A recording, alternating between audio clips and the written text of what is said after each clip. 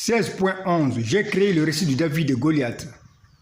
16 comme 16e vidéo, 11 comme partie 11 de la vidéo. J'ai créé le récit de David et Goliath. Le Seigneur me donne l'occasion de présenter la promesse de sa résurrection qu'il a cachée dans son récit de David et Goliath. La promesse de la résurrection du Messie dans le récit de David et Goliath. David a récupéré la tête de Goliath qu'il vient de couper. Suivons maintenant le mouvement prophétique de la tête de Goliath. Parce que la Bible est le seul livre au monde dans lequel le mouvement d'un personnage crée une prophétie biblique.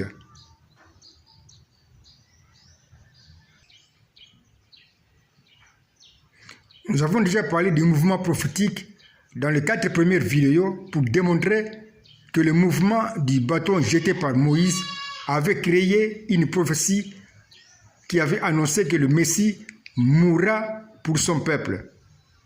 Je répète ceci, nous avons déjà parlé du mouvement prophétique dans les 4 premières vidéos pour démontrer que le mouvement du bâton jeté par Moïse avait créé une prophétie qui avait annoncé que le Messie mourra pour son peuple.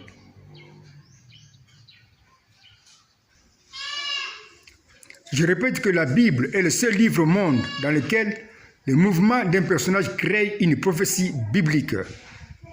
La Bible est le seul livre au monde dans lequel le mouvement d'un personnage crée une prophétie biblique.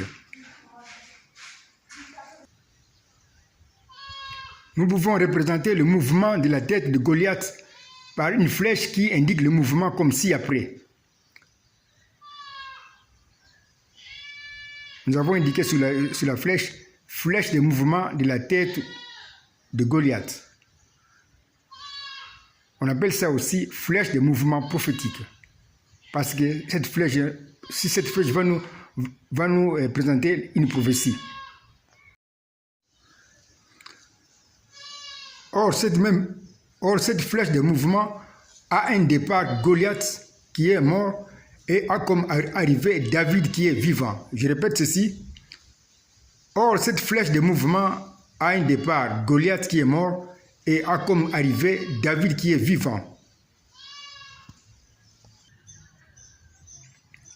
Cette flèche de mouvement a Goliath comme départ et David comme arrivée, comme le montre le dessin suivant.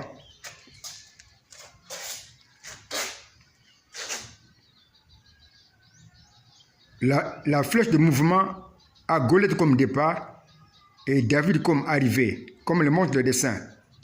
Nous voyons ici la flèche qui est devenue un signe de liaison, un signe de l'unité qui unit Goliath qui est mort à David qui est vivant.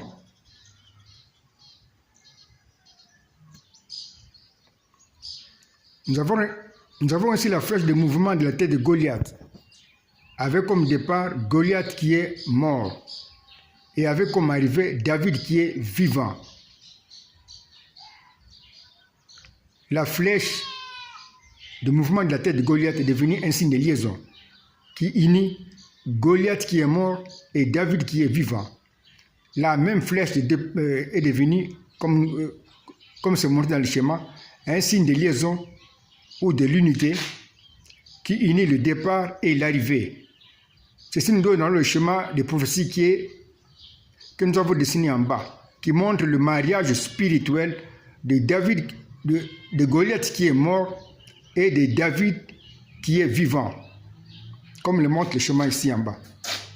C'est un mariage spirituel qui représente un schéma de prophétie.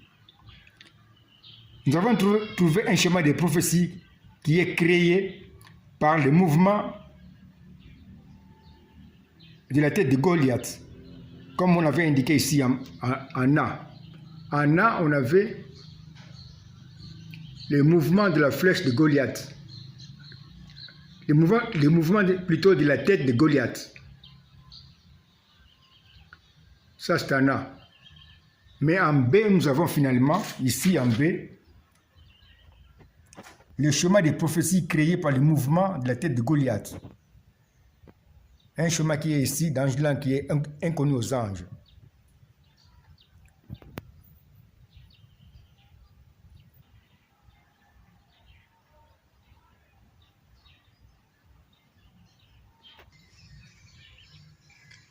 Nous avons trouvé un personnage de l'unité ou du mariage spirituel qui est à la fois un mort et un vivant.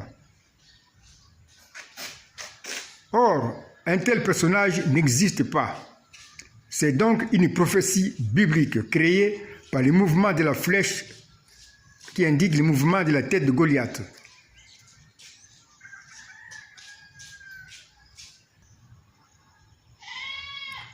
Nous pouvons compléter le schéma des prophéties que nous lisons en bas. Voici la prophétie. Le Messie qui est représenté par Goliath sera mort, mais sera vivant comme David, c'est-à-dire qu'il va ressusciter. Le Messie qui est représenté par Goliath sera mort, mais sera vivant comme David, c'est-à-dire qu'il va ressusciter.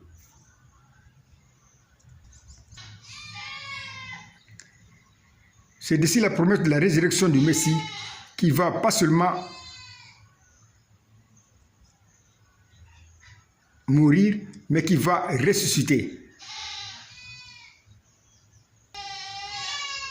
Comme l'a dit le Seigneur, si quelqu'un déclare que le Messie n'était pas mort comme un sacrifice, le chemin de la promesse de la mort et de la résurrection du Messie le déclare grand menteur.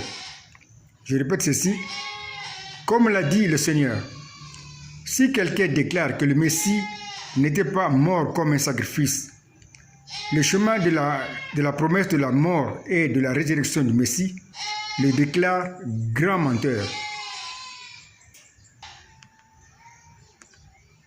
La suite dans la vidéo 16, partie 12, j'ai créé le récit de David et Goliath. 16 comme 16e vidéo, 12 comme partie 12 de la vidéo, j'ai créé le récit de David et Goliath.